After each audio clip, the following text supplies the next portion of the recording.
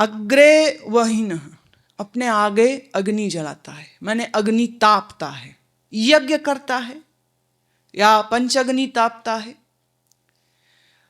पलितम पृष्ठे भानु, माने अंग पर, शरीर के ऊपर कोई वस्त्र नहीं पहना है, पर सर्दी तो लगेगी, तो धूप, पीठ के ऊपर धूप ले लेके अपने शरीर को गर्म कर लेगा, लेकिन वस्त्र नहीं धारण करता है, तप करता है, तपस्या करता है। और उसके तप का रूप देखिए, रात्रो चुबुक समर्पित जानू। और रात में तो सूरज है नहीं, ठंड लगेगी, तो क्या करता है, घुटने उल्टे करके छाती को घुटनों के साथ लगा लेता है ताकि छाती को ठंड न लगे। सीधे बैठेंगे छाती को हवा लगेगी, ठंड है, वस्त्र नहीं रखता, कंबल नहीं रखता, घर के अंदर नहीं रहता, तो ठंड से बचने के लिए माने सिकुड़ के अपनी छाती उल्टे किए हुए घुटनों के साथ जोड़ करके, माने ये समझो कि तुम वज्रासन में बैठो और फिर वज्रासन में बैठ करके नीचे की ओर झुक जाओ, माने सिर भी जमीन के साथ लगा दो, तो निश्चित आपकी छाती को ठंड नहीं लगेगी। करतल भिक्षा, भिक्षा के लिए पात्र भी हाथ में नहीं रखता है। काहे में भिक्षा लेता, हाथ में। जैन मुनियों को देखा, वो भिक्षा हाथ में लेते, वो बर्तन नहीं उठाते।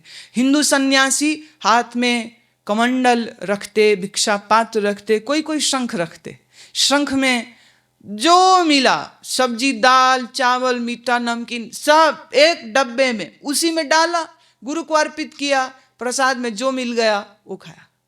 लेकिन ये भिक्षु ऐसा जो भिक्षा हाथ में लेता, बर्तन भी नहीं उठाता। डायोजनीस तो खैर एक बड़े बहुत अद्भुत फकीर हुए हैं। कहते हैं नग्न रहते थे और भिक्षा पात्र हाथ में होता था, जब कुछ खाना होता तो मांगने चले जाते, खा लेते, बर्तन धो के पास में रस्सी के साथ कंधे पर लटका के रखते। एक दिन उन्होंने क्या देखा, एक कुत्ता नदी से पानी पी रहा है, from the stream, the dog is drinking water. उसको पानी पी, कुत्ता पानी बर्तन से थोड़ी पीता है, कुत्ता पानी सीधे जीभ पानी में डालता है, जीभ में जितना पानी आ गया उसको अंदर लपक लेता है। जब कुत्ते को इस तरह पानी पीते हुए देखा तो डायोजनीस क्या सोचते हैं, अरे डायोजनीस तू बड़ा फकीर बना फिरता है, तेरे से बड़ा फकीर तो ये कुत्ता है जो भिक्षा पात्र भी नहीं रखता। उन्होंने उठा के अपना भिक्षा पात्र भी फेंक दिया कि आज से मैं भिक्षा पात्र भी नहीं रखूंगा। पर डायोजनीस में फिर कह दूं, ये उस कोटि में नहीं आते हैं जिस कोटि के साधु की अभी चर्चा हो रही है। वो बहुत अद्भुत अद्भुत अलौकिक मस्त फक्कड़ ज्ञानी संत था। लेकिन ये साधु जो सामने अग्नि रखता है, दिन में पीठ पर सूरज ले लेता है, रात में कंधे अपने घुटनों में छाती को दबा देता है ताकि ठंड ना लगे, और निवास कहाँ करता है, वृक्ष के नीचे, मकान में नहीं, कुटी में नहीं, गुफा में भी नहीं, तरु तलवासः, तरु पेड़ के नीचे वास करता है। पर तदपि न मुंच्यत्य, पर फिर भी उसके मन से आशा नहीं मरती है। आशा अभी भी जवान की जवान। तदपि न मुंच्यत्याशः पाशः, पाश माने रस्सी, ये आशा की रस्सी फिर भी उसके गले में बंधी हुई है। एक साधु वो जो भोगी, साधु होके भी भोगी, एक साधु वो जो पेट की खातर साधु हुआ, पर एक साधु वो है जो भोगी बिल्कुल नहीं है, पर फिर आशा काहे की। अब ये बड़ी विचित्र कथा है। एक आशा है धन की, पत्नी की, परिवार की, पर फिर एक आशा और होती है, और वह आशा मैं और अधिक तपस्वी कहलाऊं, मैं दूसरों से बड़ा त्यागी कहलाऊं। जैसे भोगियों में होती ना दौड़, मेरी कार बड़ी हो, मेरी कोठी बड़ी हो, मेरे जेवर बड़े हो, मेरे बेटे की शादी हो, तो अगर मेरे भाई ने 50 लाख लगाया तो मैं 1 करोड़ खर्चा करूं। वो कहता है 1 करोड़ किया मैं 2 करोड़ करता हूं। आजकल डिजाइनर शादियां होती, डिजाइनर, इजिप्शियन, महाराजा style, English, French, Arabian.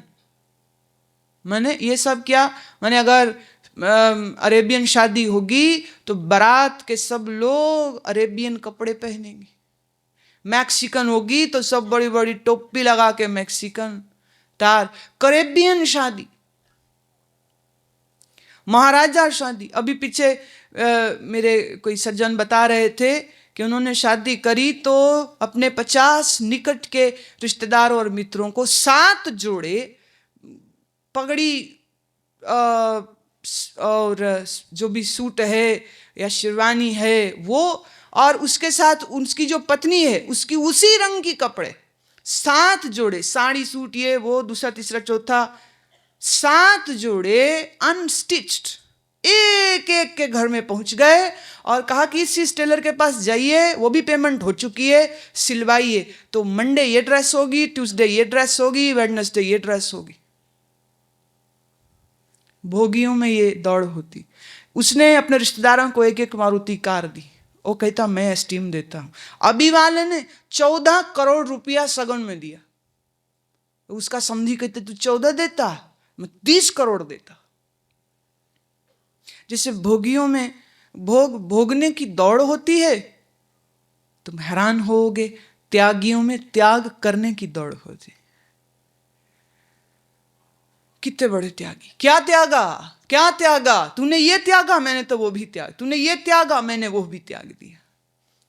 Buddha के पास एक राजकुमार भिक्षु हुआ और वो यही खुन्नस लेके आया कि मैं सबसे बड़ा त्यागी हूँगा, सबसे बड़ा अच्छा तपस्वी भिक्षु बनूंगा ताकि बुद्ध मेरे पर नाज करें। अब जब बाकी लोग सीधे रास्ते पे चलें तो वो मिट्टी पे चले, जब बाकी लोग मिट्टी पे चल रहे होते वो कांटों पे चले। बाकी लोग 2 समय खाते, ये 1 समय खाए। बाकी सब 1 समय खाए तो ये उपवास करे। बाकी सब लोग 6 घंटे सोए, ये 3 घंटे सोए। और अगर किसी ने उसके देखे 3 घंटे सोना शुरू कर दिया और 3 घंटे सोना भी बंद कर दिया।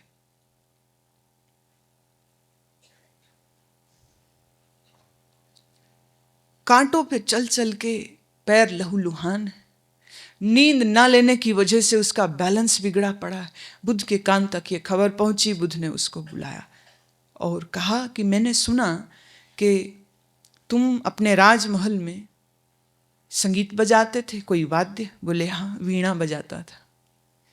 कितने अच्छा, यह बताओ वीणा बजाने के लिए तार कैसे होने चाहिए? ढीले हों तो क्या सुर आएगा? नहीं। बुद्ध कहते अच्छा, अगर मैं तारों को बहुत कस दूं तो स्वर निकलेगा? बोले नहीं, तब तो टूट ही जाएगा तार। बुद्ध कहते अच्छा, मुझे जरा बतलाओ वीणा के तार कैसे होने चाहिए? इस भिक्षु ने कहा वीणा के तार न बहुत अधिक कसे हों न बहुत अधिक ढीले हों। बुद्ध कहते इसी तरह से तेरा जीवन भी बहुत अधिक कसा नहीं होना चाहिए और बहुत अधिक ढीला नहीं होना चाहिए। भिक्षु ने कहा भंते, समझ नहीं लगी, इस वीणा के साथ मेरे जीवन का क्या लेन देन? बोले लेन देन ये है, जब तू राजकुमार था तो तेरे जीवन के तार इतने ढीले कि तू हमेशा भोग रत होता था। आज जब तू भिक्षु हुआ है तो बिल्कुल विपरीत जीना शुरू कर दिया। इतना कस दिया है तुमने अपने आप को, कांटों पे लहूलुहान कर रहा है, नींद नहीं लेता है, वस्त्र ठीक से नहीं पहनता है, सर्दी से स्वयं की रक्षा नहीं करता है, इतना कस रहा है। बता तेरे अंतर में संगीत कैसे पैदा होगा? न कसो इतना ज्यादा कि तार टूटे, न छोड़ो इतना ढीला तार को कि स्वर ही ना निकले। मध्य में रहो। बुद्ध के सार उपदेश बस इतना ही। मध्यम निकाय, walk in middle, be in middle, don't go in your extremes. एक भोग की एक्सट्रीम में चला गया, दूसरा त्याग की एक्सट्रीम में चला गया, अति में। भोग की अति तक जाने वाला आदमी अगर मूढ़ है तो त्याग की अति में भी जाने वाला कैसे समझदार हो सकता है? भोग भोगने का अगर अभिमान होता है तो मैं त्यागी हूं, इसका भी बहुत बड़ा अभिमान होता है। भोगी का अभिमान तो दूर किया जा सकता है, पर जिसको अपने त्याग का अभिमान हो। मेरे पास एक ऐसा व्यक्ति आया जो कोई 15-16 साल करीब करीब गंगा किनारे पर रहा, और फिर यहीं मेरे से मुलाकात हुई तो मेरे संग आ गया। 2-1 साल रहा भी, फिर ये 2 साल में कम से कम नहीं तो उसने 200 पत्र मुझे लिख के दिए होंगे, और हर पत्र में कंटेंट एक ही होता था, आपके जैसा गुरु कोई नहीं है और मेरे जैसा त्यागी शिष्य कोई नहीं,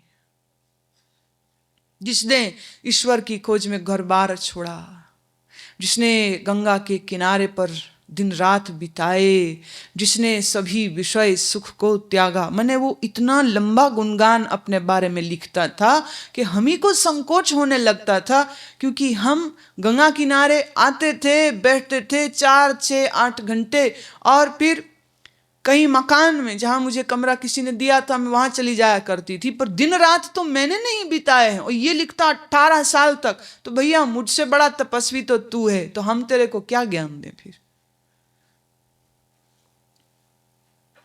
आपसे बढ़ के गुरु कोई नहीं होगा और मेरे से बड़ा शिष्य कोई नहीं होगा, और अगर आप मेरा उद्धार नहीं करते तो इसका आपको पाप लगेगा, पाप लगेगा। बहुत बार समझाया, मैंने कहा देख तूने जो कुछ किया सो किया, अब जो कर चुका है उसका तू बयान रोज क्यों सुनाता है मुझको? मेरे कान पक गए सुन सुन, आंख थक गई वो पत्र पढ़ पढ़ के। अभी पत्र मैं तेरे नहीं पढ़ने वाली, और नौबत तो यह आ गई कि वो मेरे ही शिष्यों को यह भी कहना शुरू हो गया, इनसे कुछ नहीं मिलने वाला, मेरे पास बैठो मैं ज्ञान दूंगा।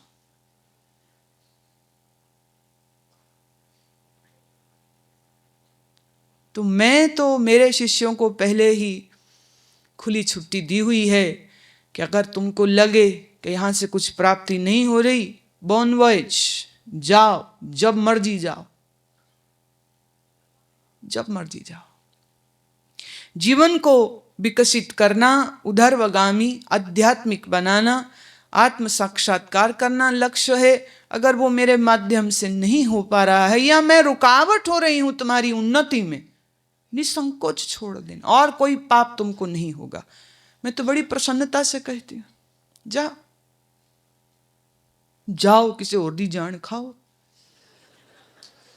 मेरी काहे खाओ, मेरी काहे खाओ।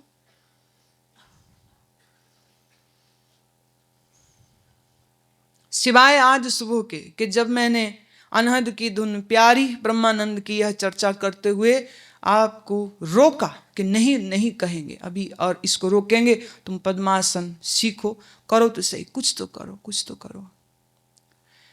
उसके बाद ही एक पत्र मैं देख रही थी दोपहर में, तो उसमें उन्होंने लिखा कि वो कहीं गए थे और वहाँ पर उन्होंने भी सोहम करना बताया।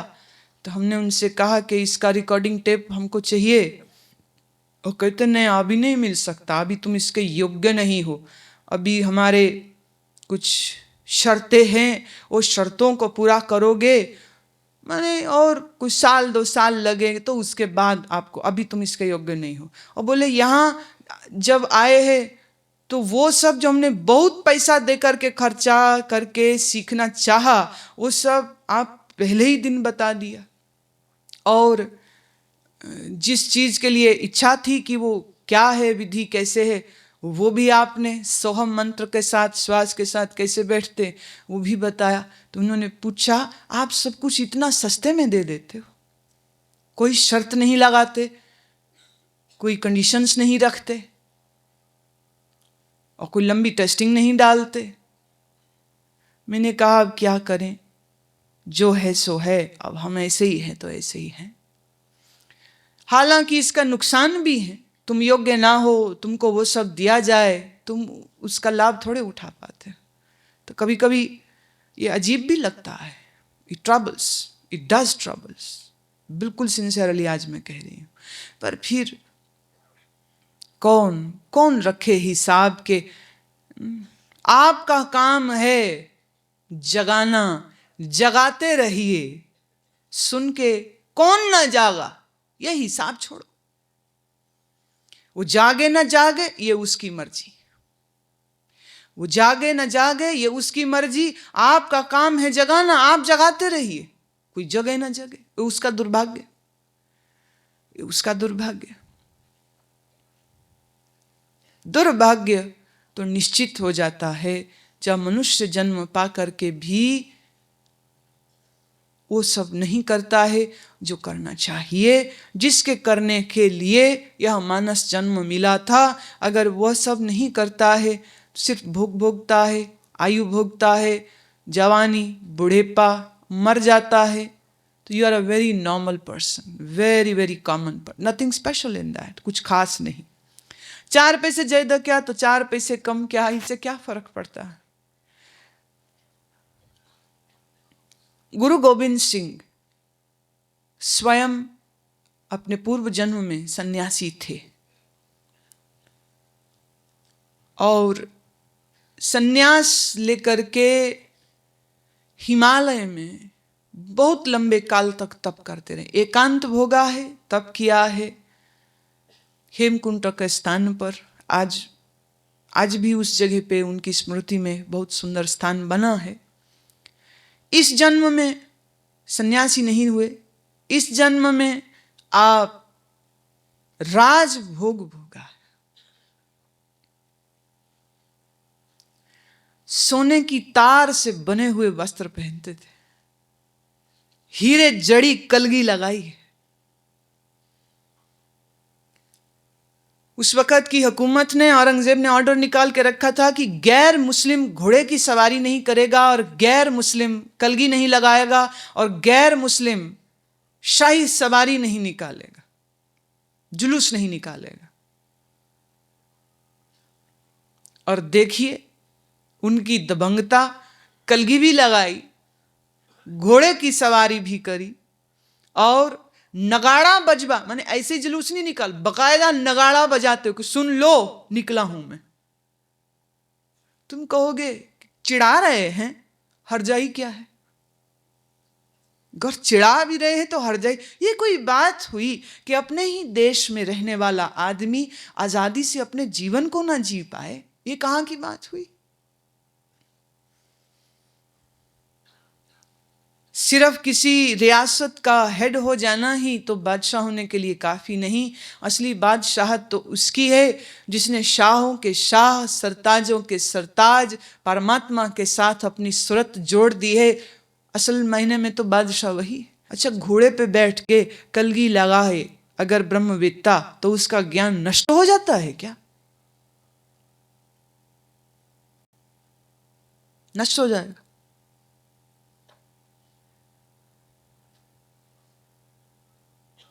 नहीं होगा, हो ही नहीं सकता। ज्ञान नष्ट होने की चीज ही नहीं। स्वयं कलगी धारण करके, स्वर्ण के बने वस्त्रों को धारण करने के बाद, मखमली रेशम वस्त्रों को धारण करने के बाद भी वो भीतर से उतने ही पूरे सन्यासी थे जितना तब थे जब वो हेमकुंड स्थान पे रहे। क्योंकि संन्यास्त होना भीतर की घटना है, बाहर की नहीं। लुंचित केश जटिलो मुंडी काशायंबर, ये सब हो और अंदर ज्ञान ना हो, त्याग ना हो, वितरागता ना हो, विवेक ना हो, तो साधु है क्या? साधु तो नहीं है। एक और चीज जो मेरे जानने में आई वो ये कि स्वामी राम तीर्थ, जिनको राम बादशाह भी कहते हैं, भगवा वस्त्र पहने, घर परिवार, प्रोफेसर, मैथमेटिक्स के प्रोफेसर, लाहौर कॉलेज में थे, सब छोड़ा, सन्यासी हो गए। ताजीवन भगवा वस्त्र पहना, अमेरिका भी गए, भारत में भी भ्रमण किया, और बड़ा जोरदार उनका प्रवचन होता था, ओजस्वी एकदम। बड़े कमाल के ये संत। आखिर में आकर के उत्तरकाशी में वास कर लिया। यहां भी रहे वशिष्ठ गुफा में, ऋषिकेश में, फिर और ऊपर चले गए उत्तरकाशी में। और कहने में ये भी आया कि अंत में आते आते उन्होंने भगवा वस्त्र निकाल दिया था, सफेद वस्त्र पहनते थे। किसी ने पूछा क्यों? बोले भगवा पहनने का जो प्रयोजन था वो तो पूरा हो गया, अब मैं सन्यासी हूं, इसका अभिमान भी मैं क्यों रखूं। बिल्कुल साधारण।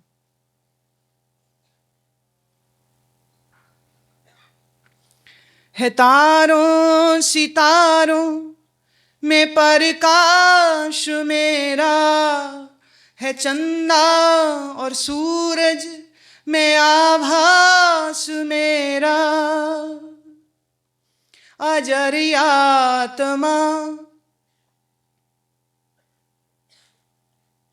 सच्चिदानंद में हूँ, अजर आत्मा सच्चिदानंद में हूँ। शिवोहम शिवोहम शिवा केवलोहम, शिवोहम शिवोहम शिवा केवलोहम, शिवोहम शिवोहम शिवा केवलोहम, शिवोहम शिवोहम शिवा केवलोहम। अखिल विश्व का जो परमात्मा है, अखिल विश्व का जो परमात्मा है, वही आत्मा सच्चिदानंद में हूँ, वही आत्मा सच्चिदानंद में हूँ। शिवोहम शिवोहम शिवा केवलोहम, शिवोहम शिवोहम शिवा केवलोहम, शिवोहम शिवोहम शिवा केवल।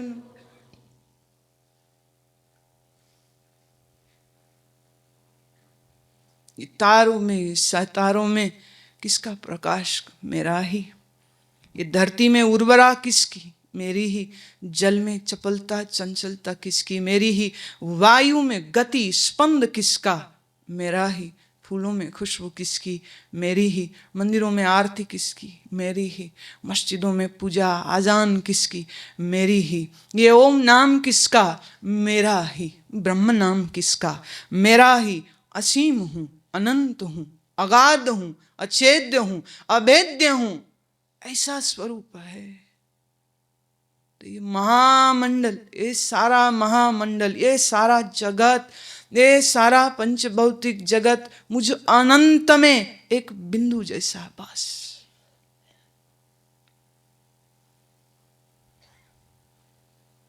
सत्य भी मैं हूँ, असत्य भी मैं हूँ, सत्य असत्य उभय चेतन भी मैं हूँ, जीव भी मैं हूँ, ईश्वर भी मैं हूँ, ब्रह्म भी मैं हूँ, मैं ही मैं हूँ। शून्य भी मैं हूँ, अपार भी मैं हूँ, व्यापक भी मैं हूँ। तो ये महामंडल का अधीश्वर जो है, तो वो महामंडलेश्वर नहीं तो कौन है? वाह वाह।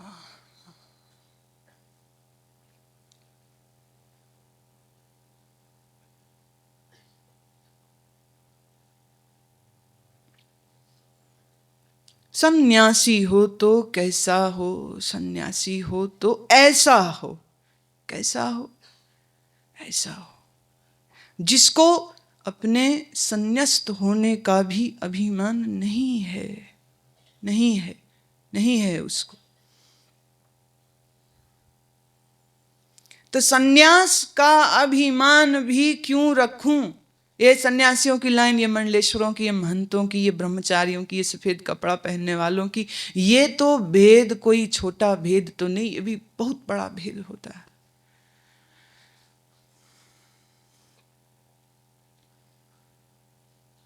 गुरु गोविंद सिंह का यह वचन बहुत ध्यान से सुनना। आपने कहा सन्यास हो तो ऐसा हो, कैसा हो? कहा ऐसा हो।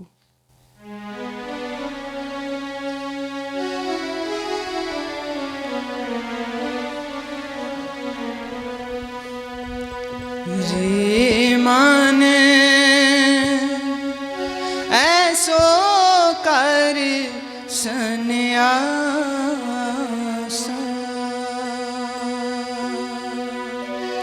ऐसो कर सन्यास। रे माने ऐसो कर सन्यास, ऐसो कर सन्यास। बन से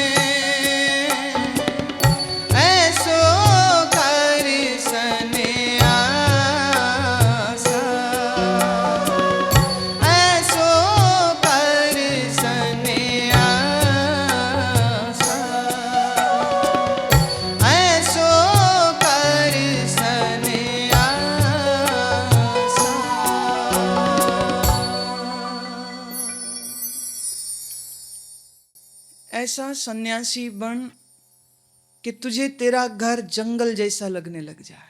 वन में एकांत है और वही एकांत तुझको घर के कोलाहल और शोर में दिखने लग जाए। घर में शोर है बच्चों का, पत्नी का, पति का, रसोई के बर्तनों का, तो जंगल में शोर होता है बहते झरने का, नदी का, चिड़िया, कौवे, जंगली पशु, पक्षी, इनका भी बहुत शोर होता है। तो तू अपने घर को ही जंगल क्यों नहीं मान लेता? शोर वहां भी है, शोर यहां भी, शोर तो है ही। इसी चलते शोर में तो अपने अंतर के एकांत में जा। एकांत किसको कहते? जहां एक भी वृत्ति का होना न बचे, एक वृत्ति भी न बची, एक भी विचार न बचा, और विचार ही तो संसार है। तो विचार न बचा तो संसार न रहा। तो जब संसार नहीं रहा तो हो गया एकांत। मन ही माहे उदासा। उदासीन संप्रदाय में जो रहते हैं उनको भी उदासी बोलते हैं, और वो सब उदास होते हैं। Don't smile. नो, क्योंकि तुम मुस्कुराने को है क्या? जीवन क्षणभंगुर है, मिटने वाला है, मौत सिर पे खड़ी, मुस्कुरा कैसे सकते हो तुम? बिल्कुल भी नहीं। इसलिए उदासी हो। उदासी इसीलिए कि उदास हो, उदास रहो। तो मैं तो कहीं से भी संत नहीं दिखती हूं। हम तो उदास नहीं रहते, दिखते नहीं क्या? हम तो हैं भी नहीं। Why limit myself?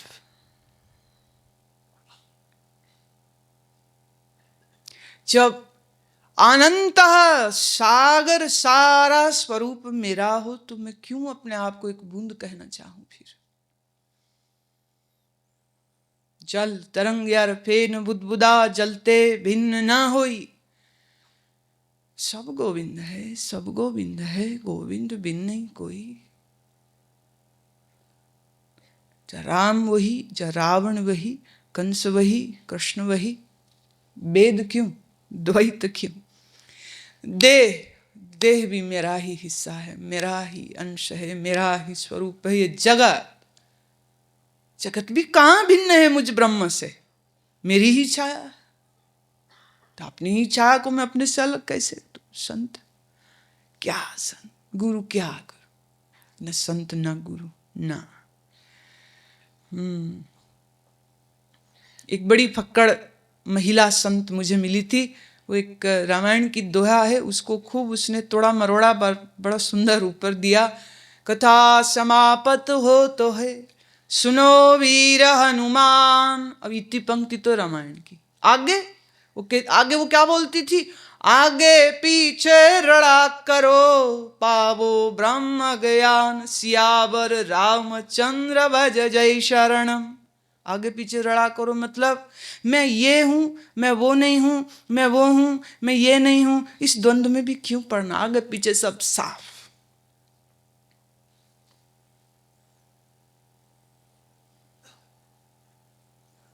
पीछे आया था ना श्लोक, जिसने तत्व जान लिया कहा संसार है, उसके लिए कहां संसार फिर?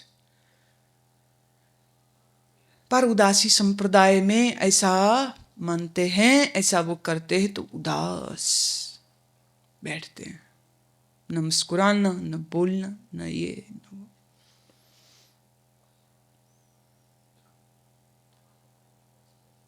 पर गुरु कहता है उदासी होना है तो मन में हो जा। तन पे बुरी शक्ल क्यों बनाता है? मन से उदास हो जा। रटने की जरूरत नहीं, कहने की जरूरत नहीं, कोई किसी का नहीं, कोई किसी का नहीं, कोई अरे नहीं है तो नहीं है, नहीं है तो नहीं है। जस्ट एंजॉय दैट कि कोई किसी का नहीं। क्यों दुखी हो? दुखी होने को क्या सारा संसार कम पड़ता है? होने दो उनको दुखी, हम काहे हो? मन ही माहे उदासा, ज्ञान गुरु आत्म उपदेशो। तेरा गुरु कौन? ज्ञान।